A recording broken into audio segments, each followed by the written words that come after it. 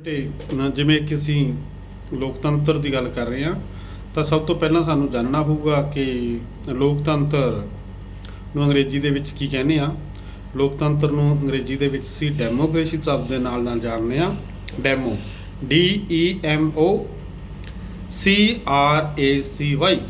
Democracy. ਤਾਂ ਜਿਹੜਾ ਇਹ ਡੈਮੋਕ੍ਰੇਸੀ ਸ਼ਬਦ ਹੈ ਇਹ ਯੂਨਾਨ ਦੇਸ਼ ਸਭ ਤੋਂ ਪੁਰਾਣੀ ਸੱਭਿਅਤਾ ਹੈ ਯੂਨਾਨ ਦੀ। ਜਿੰਨੇ ਨਾਮ ਜਿੰਨੇ ਕਨਸੈਪਟ ਜਾਂ ਜਿੰਨੀਆਂ ਚੀਜ਼ਾਂ ਦੀ ਖੋਜ ਯੂਨਾਨ ਤੋਂ ਹੋਈ ਆ ਤਾਂ ਲਗਭਗ ਸਾਡੀ ਜ਼ਿੰਦਗੀ ਦੇ ਜਿੰਨੇ ਵਿਸ਼ੇ ਅਸੀਂ ਅਧਿਐਨ ਕਰਦੇ ਹਾਂ ਉਹਨਾਂ ਵਿਸ਼ਿਆਂ ਬਾਰੇ ਜਿਹੜੀ ਹੈ ਜਾਣਕਾਰੀ ਯੂਨਾਨ ਦੇ ਵਿੱਚ ਪਈ ਹੈ। ਯੂਨਾਨ ਤੋਂ ਅਸੀਂ ਕਾਫੀ ਕੁਝ ਸਾਨੂੰ ਮਦਦ ਮਿਲੀ ਹੈ। ਤਾਂ ਇਹ ਸ਼ਬਦ ਵੀ ਯੂਨਾਨ ਭਾਸ਼ਾ ਦੇ ਸ਼ਬਦ ਡੈਮੋਸ DEMOS ਪਲੱਸ ਕ੍ਰੇਟੀਆ CRATIA ਕ੍ਰੇਟੀਆ ਡੈਮੋਸ ਕ੍ਰੇਟੀਆ ਦੋ ਸ਼ਬਦਾਂ ਤੋਂ ਮਿਲ ਕੇ ਇਹ ਡੈਮੋਕ੍ਰੇਸੀ ਸ਼ਬਦ ਦਾ ਨਿਰਮਾਣ ਹੋਇਆ। ਔਰ ਜਿਹੜਾ ਇਹ ਦੋ ਸ਼ਬਦ ਡੈਮੋਕ੍ਰੇਸੀ ਦੇ ਬਣੇ ਨੇ ਡੈਮੋਸ ਔਰ ਕ੍ਰੇਟੀਆ ਤਾਂ ਇਹਦਾ ਭਾਵ ਕੀ ਹੈ। ਯੂਨਾਨੀ ਭਾਸ਼ਾ ਦੇ ਵਿੱਚ ਇਹਨਾਂ ਦੋਨਾਂ ਸ਼ਬਦਾਂ ਦਾ ਅਰਥ ਕੀ ਹੈ। ਤਾਂ ਡੈਮੋਸ ਤੋਂ ਭਾਵ ਅਸੀਂ ਗੱਲ ਕਰਦੇ ਹਾਂ ਡੋਮੈਸਟਿਕ ਡੈਮੋ, ਠੀਕ ਹੈ। ਤਾਂ ਡੈਮੋਸ ਦਾ ਮਤਲਬ ਹੈ ਘਰ। ਡੈਮੋਸ ਦਾ ਕੀ ਭਾਵ ਹੈ ਘਰ ਔਰ ਕ੍ਰੇਟੀਆ ਦਾ ਅਰਥ ਹੈ ਸ਼ਾਸਨ। ਤਾਂ ਡੈਮੋਸ ਸ਼ਬਦ ਤਾਂ ਘਰ ਦਾ ਸ਼ਾਸਨ। ਘਰ ਕਿਹਦਾ ਸਾਡਾ ਮੀਨਸ ਅਸੀਂ ਮੀਨਸ ਅਸੀਂ ਸਾਰੇ ਮੀਨਸ ਅਸੀਂ ਸਾਰੇ ਲੋਕ। ਤਾਂ ਡੈਮੋਸ ਸ਼ਬਦ ਘਰ ਦੇ ਲੋਕ ਘਰ ਔਰ ਲੋਕ ਕ੍ਰੇਸੀਆ ਦਾ ਮਤਲਬ ਸ਼ਾਸਨ। ਤਾਂ ਡੈਮੋਕ੍ਰੇਸੀ ਤੋਂ ਭਾਵ ਸਧਾਰਨ ਭਾਵ ਕੀ ਹੈ ਕਿ ਲੋਕਾਂ ਦਾ ਸ਼ਾਸਨ। ਤਾਂ ਇਸ ਪਾਠ ਦੇ ਵਿੱਚ ਅਸੀਂ ਇਸ ਅਰਥ ਤੇ ਪਹੁੰਚੇ ਹਾਂ ਕਿ ਡੈਮੋਕ੍ਰੇਸੀ ਸ਼ਬਦ ਜਿਹੜਾ ਹੈ ਉਹ ਯੂਨਾਨ ਭਾਸ਼ਾ ਦੇ ਸ਼ਬਦ ਡੈਮੋਸ ਕ੍ਰੇਟੀਆ ਤੋਂ ਮਿਲ ਕੇ ਬਣਿਆ ਜਿਹਦਾ ਅਰਥ ਹੈ ਲੋਕਾਂ ਦਾ ਸ਼ਾਸਨ। ਤਾਂ ਉਹ ਸ਼ਾਸਨ ਜਿਹਦੇ ਵਿੱਚ ਲੋਕ ਆਪਣੇ ਖੁਦ ਤੇ ਸ਼ਾਸਨ ਕਰਦੇ ਨੇ, ਆਪਣੇ ਖੁਦ ਤੇ ਰਾਜ ਕਰਦੇ ਨੇ। ਜਦੋਂ ਅਸੀਂ ਖੁਦ ਦੀ ਗੱਲ ਕਰਦੇ ਹਾਂ ਤਾਂ ਸਾਨੂੰ ਪਤਾ ਹੁੰਦਾ ਹੈ ਸਾਡੀਆਂ ਕੀ ਜ਼ਰੂਰਤਾਂ ਨੇ, ਸਾਨੂੰ ਕਿਹਨਾਂ ਸਹੂਲਤਾਵਾਂ ਦੀ ਜ਼ਰੂਰਤ ਹੈ। ਤਾਂ ਉਸ ਤਰੀਕੇ ਦੇ ਨਾਲ ਰਾਜ ਜਿਹੜਾ ਹੈ ਕੀਤਾ ਜਾਂਦਾ ਹੈ। ਤਾਂ ਇਹ ਸਰਕਾਰ ਦਾ ਇੱਕ ਰੂਪ ਹੈ ਜਿਹਦੇ ਅਨੁਸਾਰ ਲੋਕ ਰਾਜਨੀਤਿਕ ਸ਼ਕਤੀ ਪ੍ਰਾਪਤ ਕਰ ਲੈਂਦੇ ਨੇ ਔਰ ਫਿਰ ਉਹ ਰਾਜਨੀਤਿਕ ਸ਼ਕਤੀ ਪ੍ਰਾਪਤ ਕਰਕੇ ਉਹ ਆਪਣੇ ਹੀ ਲੋਕਾਂ ਦੇ ਉੱਤੇ ਕੀ ਕਰਦੇ ਨੇ ਰਾਜ ਕਰਦੇ ਨੇ। ਉਹਨਾਂ ਵਾਸਤੇ ਕਾਨੂੰਨ ਬਣਾਉਂਦੇ ਨੇ, ਉਹਨਾਂ ਦਾ ਜੀਵਨ ਢੰਗ ਕਿਸ ਤਰੀਕੇ ਦਾ ਹੋਣਾ ਚਾਹੀਦਾ ਹੈ ਉਹਨਾਂ ਪ੍ਰਤੀ ਹੀ ਵਿਚਾਰ ਰੱਖਦੇ ਨੇ, ਉਹਨਾਂ ਪ੍ਰਤੀ ਦ੍ਰਿਸ਼ਟੀਕੋਣ ਹੁੰਦੇ ਨੇ ਉਹਨਾਂ ਦੇ।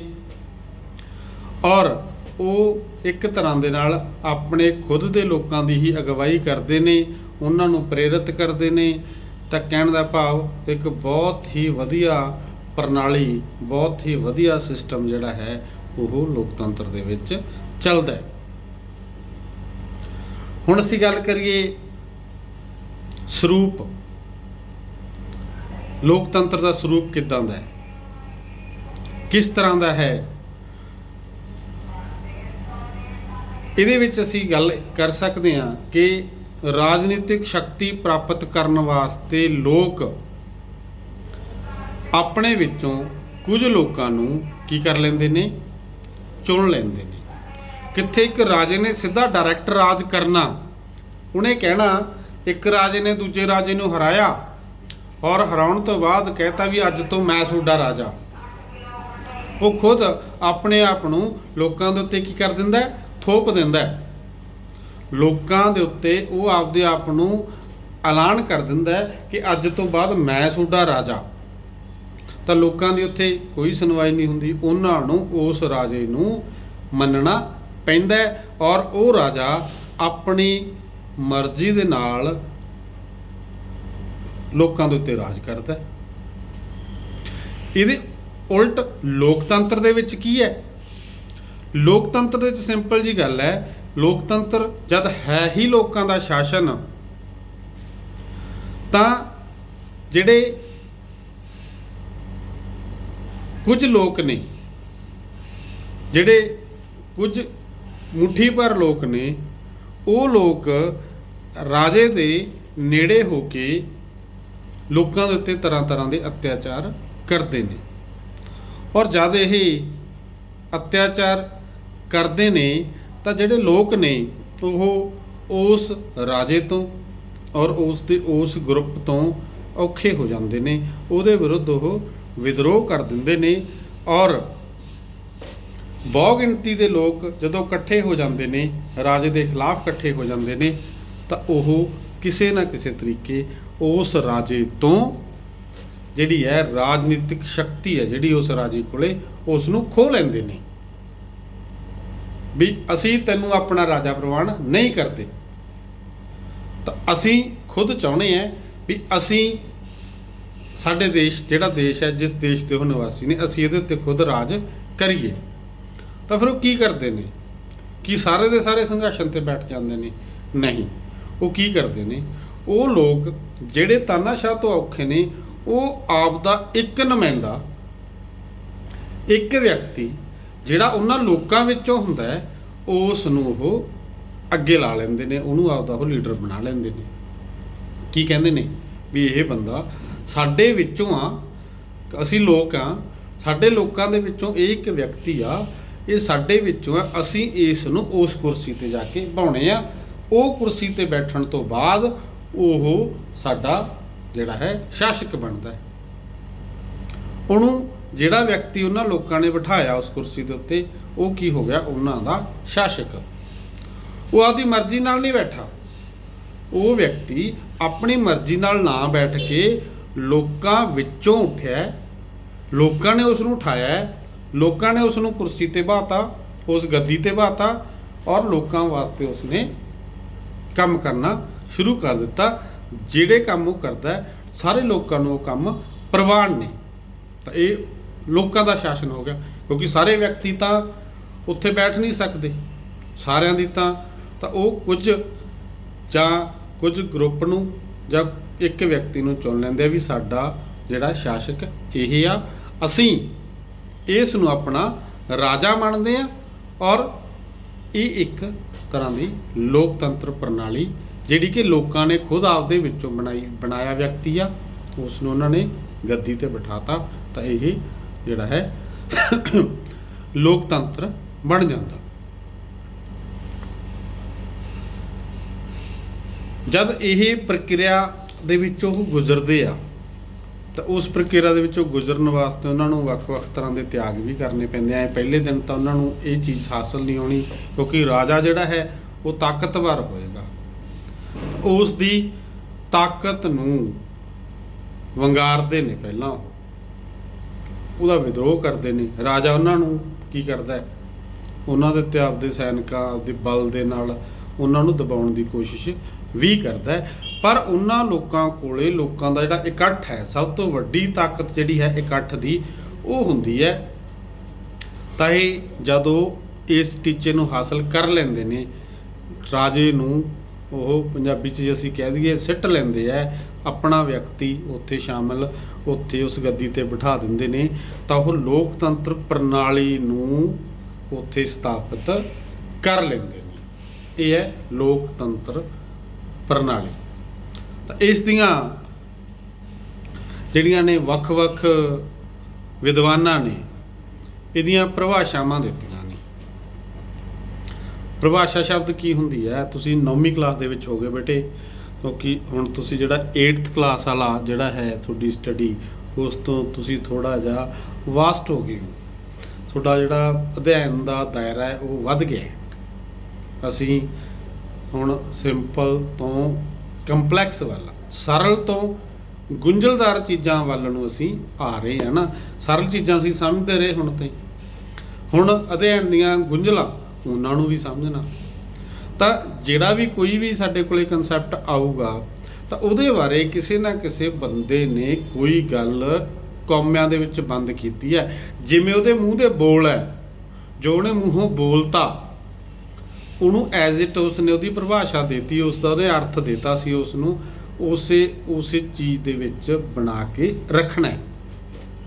ਤਾਂ ਲੋਕਤੰਤਰ ਦੀ ਪਰਿਭਾਸ਼ਾ ਅਬਰਾਹਿਮ ਲਿੰਕਨ, ਤੁਸੀਂ 9ਵੀਂ ਦੇ ਵਿੱਚ ਇੰਗਲਿਸ਼ ਦੇ ਪਾਠ ਦੇ ਵਿੱਚ ਲੈਟਰ ਪੜ੍ਹਿਆ ਹੋਣਾ, ਜਿਹੜਾ ਇੱਕ ਬਾਪ ਨੇ ਆਪਣੇ ਬੱਚੇ ਬਾਰੇ ਇੱਕ ਟੀਚਰ ਨੂੰ ਲਿਖਿਆ ਵੀ ਮੇਰਾ ਬੱਚਾ ਕਿੱਦਾਂ ਦਾ ਹੋਣਾ ਚਾਹੀਦਾ, ਉਹਦੇ ਵਿੱਚ ਕਿਹੜੇ ਕਿਹੜੇ ਗੁਣ ਹੋਣ, ਤੁਸੀਂ ਉਹਦੇ ਵਿੱਚ ਇਹ ਗੁਣ ਪੈਦਾ ਕਰਨੇ ਹੈ।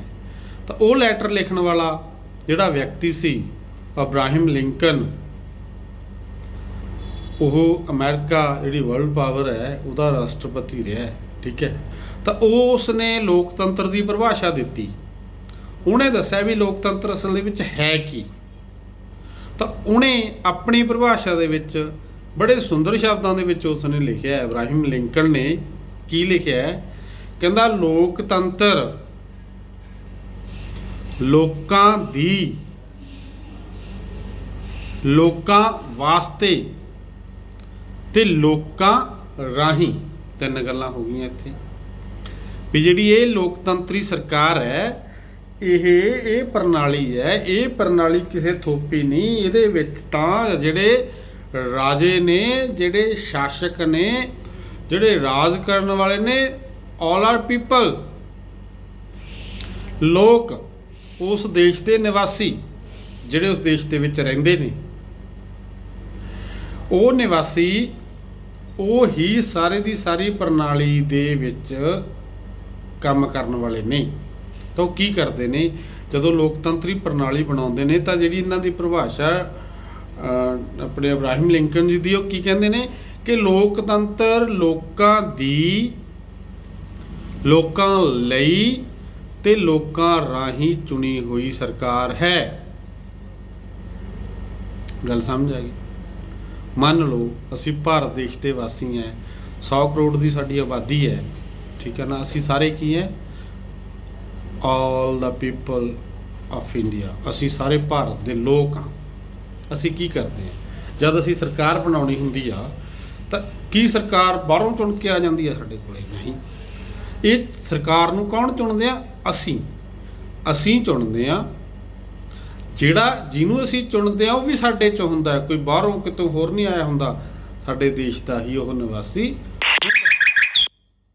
ਔਰ ਅਸੀਂ ਕੀ ਕਰਦੇ ਆ, ਜਿਹੜੇ ਵਿਅਕਤੀ ਨੂੰ ਚੁਣਦੇ ਆ, ਕਿਹਦੇ ਵਾਸਤੇ ਚੁਣਦੇ ਆ? ਉਹਨੇ ਕੋਈ ਹੋਰ ਵਰਲਡ ਦੇ ਹੋਰ ਦੇਸ਼ਾਂ 'ਤੇ ਰਾਜ ਕਰਨਾ ਨਹੀਂ, ਉਹਨੇ ਰਾਜ ਕਿਹਨੇ ਕਰਨਾ ਹੈ? ਸਾਡੇ 'ਤੇ, ਸਾਡੇ ਵਿੱਚੋਂ ਹੈ, ਸਾਡੇ ਵਾਸਤੇ ਹੈ, ਤੇ ਸਾਡੇ ਹੀ ਰਾਹੀਂ ਚੁਣਿਆ ਗਿਆ ਵਿਅਕਤੀ ਆ ਉਹ। ਮੰਨ ਲਓ ਫੋਰ ਐਗਜ਼ਾਮਪਲ ਵਰਤਮਾਨ ਸਮੇਂ ਸਾਡੇ ਦੇਸ਼ ਦਾ ਪ੍ਰਧਾਨ ਮੰਤਰੀ ਕੌਣ ਹੈ? ਸ਼੍ਰੀ ਨਰਿੰਦਰ ਦਮੋਦਰ ਦਾਸ ਮੋਦੀ, ਦੂਜੀ ਵਾਰੀ ਪ੍ਰਧਾਨ ਮੰਤਰੀ ਬਣਿਆ ਸਾਡਾ। ਪਿਛਲੇ ਸਾਲ ਵੀ ਅਸੀਂ ਚੁਣਿਆ, ਦੁਬਾਰਾ ਇਲੈਕਸ਼ਨ ਹੋਏ ਨੇ, ਹੁਣ ਵੀ ਅਸੀਂ ਚੁਣਿਆ।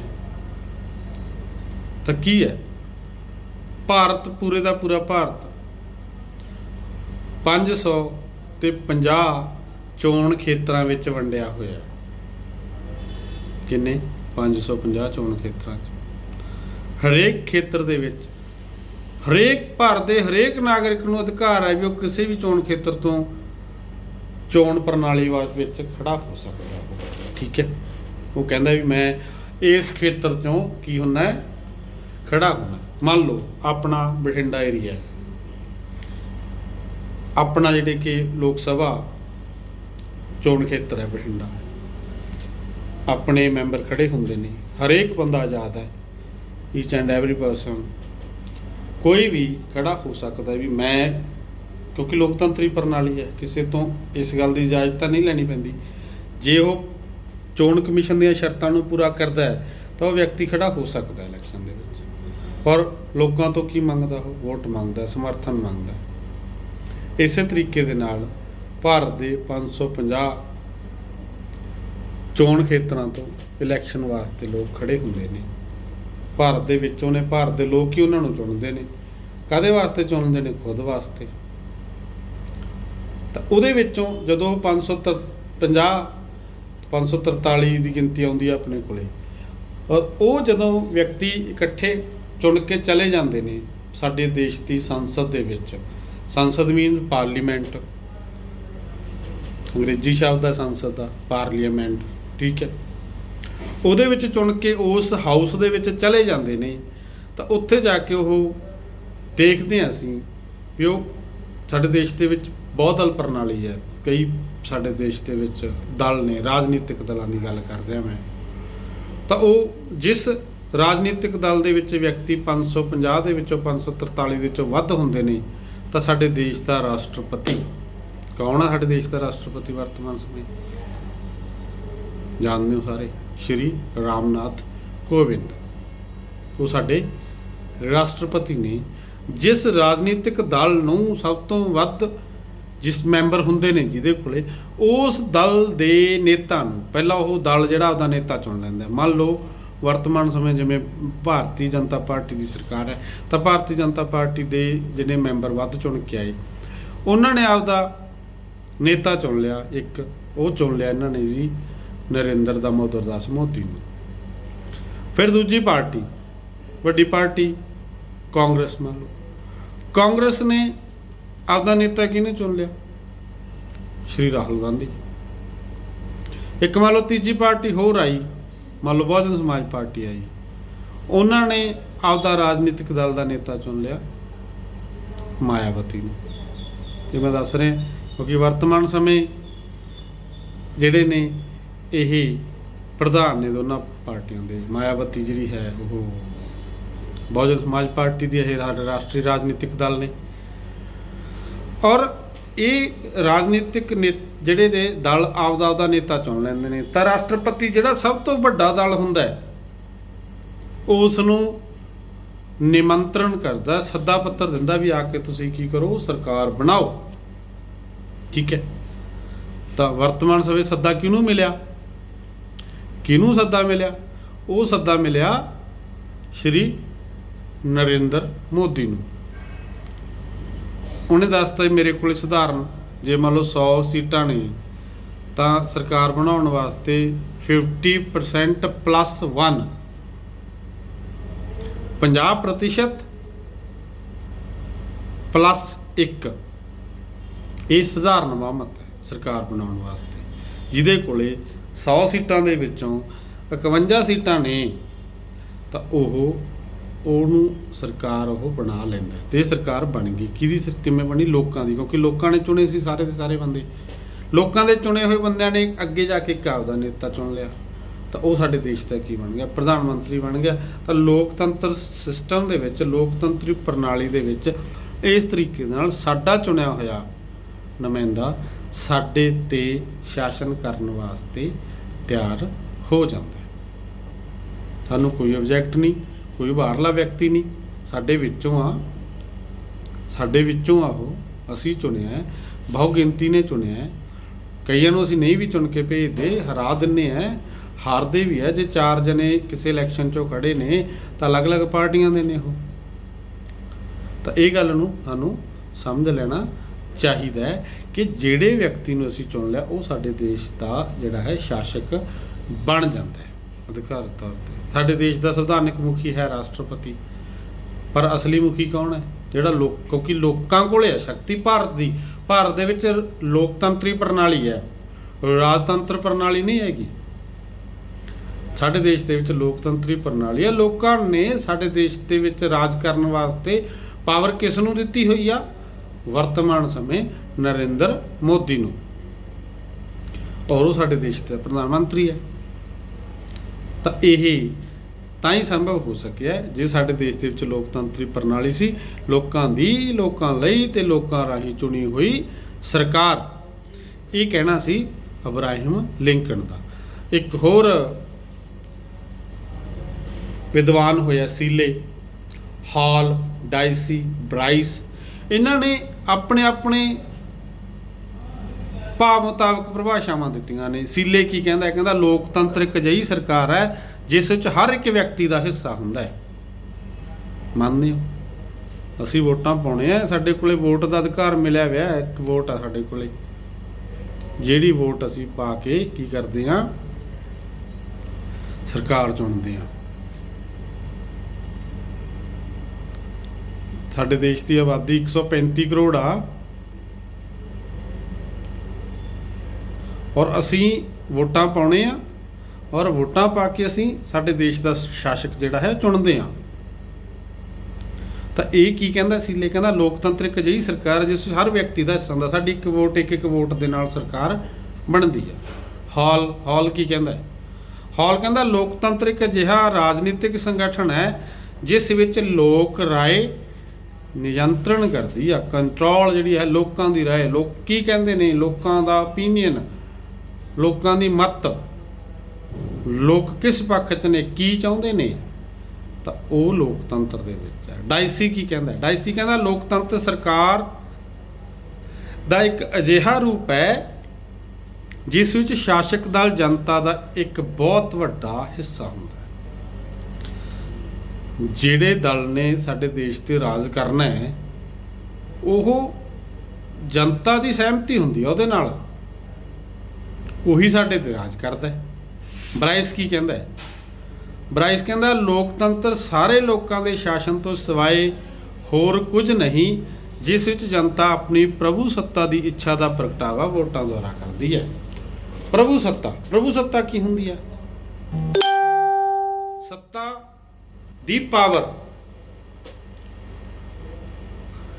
ਉਸ ਪ੍ਰਭੂ ਨੂੰ ਸੱਤਾ ਸੌਂਪ ਦੇਣੀ, ਉਸ ਪ੍ਰਭੂ ਨੂੰ ਸੱਤਾ ਸੌਂਪ ਦੇਣੀ ਜਿਹਨੂੰ ਅਸੀਂ ਮੰਨਦੇ ਹਾਂ, ਜਿਹਨੂੰ ਅਸੀਂ ਕੀ ਕਰਦੇ ਹਾਂ, ਅਸੀਂ ਚਾਹੁੰਦੇ ਹਾਂ ਵੀ ਇਹ ਕੀ ਹੋਵੇ, ਸਾਡੇ ਤੇ ਰਾਜ ਕਰੇ। ਤਾਂ ਸਿੰਪਲ ਇਹ ਪਰਿਭਾਸ਼ਾਵਾਂ ਨੇ, ਤੇ ਐਗਜ਼ਾਮੀਨੇਸ਼ਨ ਪੁਆਇੰਟ ਆਫ ਵਿਊ ਦੇ ਉੱਤੋਂ ਐਟਲੀਸਟ ਸਾਨੂੰ ਦੋ ਕਿਸੇ ਮੇਨ ਰਾਈਟਰਸ ਦੀਆਂ ਸਾਨੂੰ ਜਿਹੜੀਆਂ ਪਰਿਭਾਸ਼ਾਵਾਂ ਯਾਦ ਹੋਣੀਆਂ ਚਾਹੀਦੀਆਂ ਨੇ। ਸ਼ਾਰਟ ਆਨਸਰ ਟਾਈਪ ਦੇ ਵਿੱਚ ਆਉਂਦਾ ਹੈ ਤਾਂ ਅਬਰਾਹਿਮ ਲਿੰਕਨ ਦੀ ਮਸਟ ਹੈ ਇੱਕ, ਇਹ ਤਾਂ ਤੁਸੀਂ ਕਰਨੀ ਹੈ ਕਿ ਅਬਰਾਹਿਮ ਲਿੰਕਨ ਇੱਕ ਬਹੁਤ ਵੱਡਾ ਫਿਲਾਸਫਰ ਹੋਇਆ, ਔਰ ਨਾਲ ਦੀ ਨਾਲ ਉਹ ਵੱਡੇ ਅਹੁਦੇ ਦੇ ਉੱਤੇ ਬੈਠਾ ਹੈ। ਅਤੇ ਮੈਂ ਤੁਹਾਨੂੰ ਇੱਕ ਯਾਨੀ ਕਿ ਸ਼ੋਅ ਵੀ ਕਰੂੰਗਾ ਵੀ ਅਬਰਾਹਿਮ ਲਿੰਕਨ ਦੀ ਫੋਟੋ ਜਿਹੜੀ ਹੈਗੀ ਹੈ ਤੁਹਾਨੂੰ ਮੈਂ ਦਿਖਾ ਸਕਦਾ, ਠੀਕ ਹੈ। ਇਹ ਨੇ ਅਬਰਾਹਿਮ ਲਿੰਕਨ ਜਿਹੜੇ ਕਿ ਅਮਰੀਕਾ ਦੇ ਰਾਸ਼ਟਰਪਤੀ ਰਹੇ ਨੇ, ਔਰ ਲੋਕਤੰਤਰ ਦੀ ਬਹੁਤ ਸੁੰਦਰ ਪਰਿਭਾਸ਼ਾ ਜਿਹੜੀ ਹੈ ਇਹਨਾਂ ਨੇ ਦਿੱਤੀ ਹੈ। ਤਾਂ ਇਹਨੂੰ ਜਿਹੜਾ ਹੈ ਮਾਈਂਡ ਦੇ ਵਿੱਚ ਇਸ ਗੱਲ ਨੂੰ ਅਸੀਂ ਰੱਖਣਾ ਹੈ ਜ਼ਰੂਰ। ਕਿ ਉਸ ਤੋਂ ਬਾਅਦ ਕਿਹੜੀਆਂ ਸਿਧਾਂਤਾਂ ਦੀ ਗੱਲ ਕੀਤੀ ਸੀ ਵੀ ਲੋਕਤੰਤਰ, ਠੀਕ ਹੈ, ਸਾਨੂੰ ਭਾਵਤਾ ਸਮਝ ਆ ਗਈ ਵੀ ਇਹ ਕਿੰਨਾ ਸਿਧਾਂਤਾਂ ਨੂੰ ਮੁੱਖ ਰੱਖਦਾ, ਵੀ ਬੰਦੇ ਦੇ ਕੀ ਸਿਧਾਂਤ ਨੇ। ਆਪਾਂ ਕਹਿੰਦੇ ਵੀ ਇਹ ਤਾਂ ਯਾਰ ਇਹਦਾ ਸਿਧਾਂਤ ਹੈ, ਇਹ ਸੱਚ ਬੋਲਣ ਵਾਲਾ ਬੰਦਾ, ਇਹ ਜ਼ੁਲਮ ਦੇ ਖਿਲਾਫ ਬੋਲਣ ਵਾਲਾ ਬੋਲਦਾ ਹੈ, ਠੀਕ ਹੈ, ਜਾਂ ਇਹ ਜਿਹੜੀ ਫਾਲਤੂ ਜਿਹੜੀ ਹੈਗੀ ਆ ਉਹ ਬਰਦਾਸ਼ਤ ਨਹੀਂ ਕਰਦਾ। ਇਹ ਕਿਸੇ ਦੇ ਸਿਧਾਂਤ ਹੋ ਸਕਦੇ ਨੇ, ਕਿਸੇ ਦੀ ਥਿਊਰੀ ਹੋ ਸਕਦੀ ਹੈ ਵੀ ਉਹਨਾਂ ਸਿਧਾਂਤਾਂ 'ਤੇ ਚੱਲਦਾ। ਤਾਂ ਲੋਕਤੰਤਰ ਜੇ ਅਸੀਂ ਕਨਸੈਪਟ ਦੀ ਗੱਲ ਕਰੀਏ, ਇਕੱਲਾ ਇਹ ਨਹੀਂ ਵੀ ਇਹ ਲੋਕਾਂ ਦਾ, ਲੋਕਾਂ ਲਈ ਤੇ ਲੋਕਾਂ ਰਾਹੀਂ ਚੁਣੀ ਗਈ ਸਰਕਾਰ ਹੈ ਲੋਕਤੰਤਰ, ਇਹਦੇ ਕੁਝ ਸਿਧਾਂਤ ਵੀ ਆ ਜਿਨ੍ਹਾਂ 'ਤੇ ਪਹਿਰਾ ਦਿੰਦਾ ਹੈ ਲੋਕਤੰਤਰ, ਜਿਹਦੇ ਵਿੱਚ ਇਹ ਕੀ ਕਰਦਾ, ਇਹ ਵਿਸ਼ਵਾਸ ਰੱਖਦਾ ਵੀ ਆਹ ਚੀਜ਼ਾਂ ਹੋਣੀਆਂ ਚਾਹੀਦੀਆਂ ਨੇ, ਲੋਕਤੰਤਰ ਤਾਂ ਸਫਲ ਆ। ਇਹਨਾਂ ਗੱਲਾਂ ਨੂੰ ਮੁੱਖ ਰੱਖ ਕੇ ਚੱਲਦਾ। ਕਿਹੜੀਆਂ ਗੱਲਾਂ ਨੇ? ਸਭ ਤੋਂ ਪਹਿਲਾਂ ਤਾਂ ਗੱਲ ਹੈਗੀ ਹੈ ਕਿ ਇੱਥੇ ਲੋਕ, ਜਿਹੜਾ ਵਿਅਕਤੀ ਹੈ, ਦੇਸ਼ ਦਾ ਨਿਵਾਸੀ ਹੈ, ਉਹ ਚਾਹੇ ਇੱਕ ਹੈ ਤੇ ਚਾਹੇ ਅਨੇਕ ਹੈ, ਏਕ ਹੈ ਚਾਹੇ ਅਨੇਕ ਹੈ, ਉਹਦੇ ਕੋਲੇ ਫੁੱਲ ਪਾਵਰ ਹੈ, ਉਹ ਆਜ਼ਾਦ ਹੈ। ਕਿਸ ਗੱਲ ਲਈ ਆਜ਼ਾਦ ਹੈ? ਉਹ ਆਜ਼ਾਦ ਹੈ ਆਪਣੇ ਵਿਚਾਰ ਪ੍ਰਗਟਾਉਣ ਵਾਸਤੇ।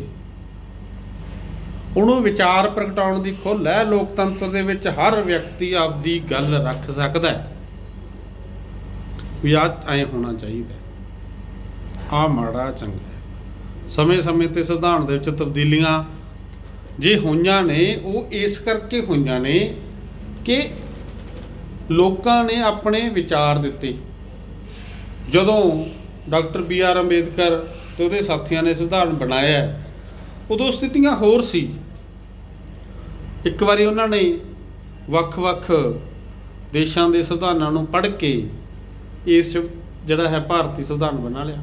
ਪਰ ਸਮੇਂ-ਸਮੇਂ 'ਤੇ ਜਿਵੇਂ ਜਿਵੇਂ ਜ਼ਰੂਰਤਾਂ ਮਹਿਸੂਸ ਹੁੰਦੀਆਂ ਗਈਆਂ ਤਾਂ ਉਸ ਸੰਵਿਧਾਨ ਦੇ ਵਿੱਚ ਤਰਮੀਮਾਂ ਮੀਨਸ ਸੋਧਾਂ ਹੁੰਦੀਆਂ ਰਹੀਆਂ। ਤਾਂ ਇਹ ਤਰਮੀਮਾਂ ਕਿਉਂ ਹੋਈਆਂ? ਕਿਉਂਕਿ ਲੋਕਾਂ ਨੇ ਆਪਦੇ ਵਿਚਾਰ ਪ੍ਰਗਟਾਏ ਵੀ ਆਹ ਚੀਜ਼ ਆਪਾਂ ਨੂੰ ਹੁਣ ਇੱਦਾਂ ਕਰ ਦੇਣੀ ਚਾਹੀਦੀ ਆ, ਆਹ ਹੁਣ ਚੰਗੀ ਹੈ। ਤਾਂ ਹਰੇਕ ਵਿਅਕਤੀ ਕੋਲੇ ਸਭ ਤੋਂ ਵੱਡਾ ਜਿਹੜਾ ਹੈ ਗੁਣ ਹੈ ਲੋਕਤੰਤਰ ਦਾ, ਉਹ ਹੈਗਾ ਕਿ ਵਿਚਾਰ ਪ੍ਰਗਟਾਉਣ ਦੀ ਸਹਿਮਤੀ ਹੈ। ਲੋਕਤੰਤਰ ਦੇ ਵਿੱਚ ਝਗੜੇ ਜੇ ਕੋਈ ਵੀ ਪੈਦਾ ਹੁੰਦੇ ਨੇ, ਚਾਹੇ ਉਹ ਰਾਸ਼ਟਰੀ ਪੱਧਰ ਦੇ ਹੋਣ